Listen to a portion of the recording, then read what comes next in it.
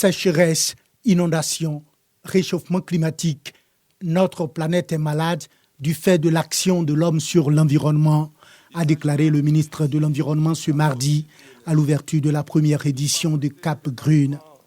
Entre autres conséquences de ce changement climatique, les enjeux environnementaux et économiques convergent vers un point critique et accélèrent les problématiques de financement et d'investissement vert, selon des experts de la question. Ce forum veut justement encourager le secteur privé à mettre la main à la poche pour le financement des mesures d'atténuation et d'adaptation contenues dans les plans d'action climatique portés par les États. L'excellence énergétique devient ainsi un vecteur qui augmente la compétitivité des entreprises.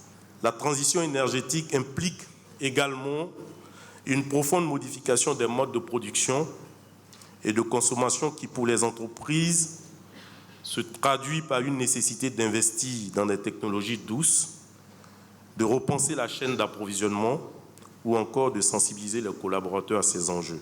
Devant les dégâts que le changement climatique inflige aux économies, le ministre de l'Environnement invite le secteur privé et les États à un changement de logiciel de pensée pour trouver des outils de financement durable de l'économie. Plus que jamais, la croissance et le développement durable passent par l'atténuation des effets du changement climatique et la protection du milieu naturel et de ses ressources. Ces enjeux, qui sont étroitement liés, appellent une plus grande implication du secteur privé dans la mise en œuvre de nos contributions déterminées au niveau national. Ce forum international de 2 jours placé sous le thème Cap Green de la vision à la transition, structuration et accélération des mécanismes de financement et d'investissement vert, a mobilisé des experts internationaux, des entreprises et structures étatiques et promet d'apporter des réponses à la problématique de financement et d'investissement vert.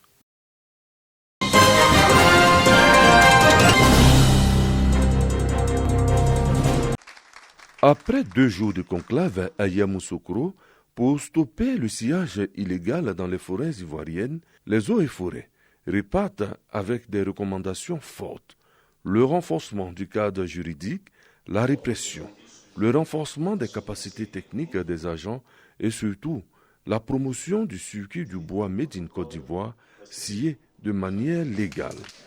Le ministre des Eaux et Forêts, Laurent Tchagba, reste intraitable. Le combat contre la déforestation se poursuit.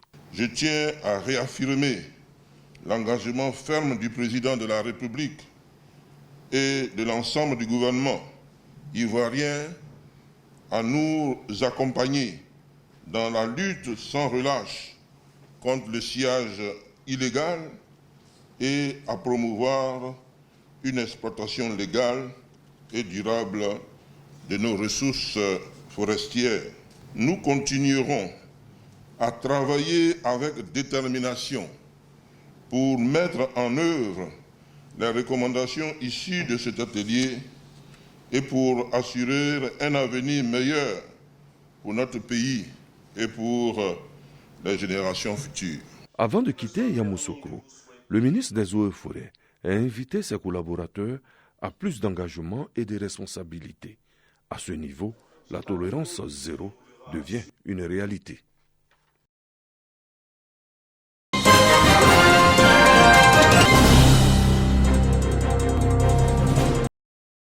L'action des chrétiens pour l'abolition de la torture en Côte d'Ivoire, ACATCI, engagée pour le bien-être des personnes vivant en situation carcérale. L'organisation a mis en place un projet dénommé Art Venir Prison. Il a permis pendant 5 mois de mener des actions d'assainissement des maisons d'arrêt et de faciliter la réinsertion de certains détenus. Le droit de détenu, ça couvre toute sa personne, et dans sa dignité, et dans son environnement quotidien. Nous avons pour ambition de les suivre afin que réellement ils puissent faire quelque chose de leur dit droit et ne plus retourner en détention.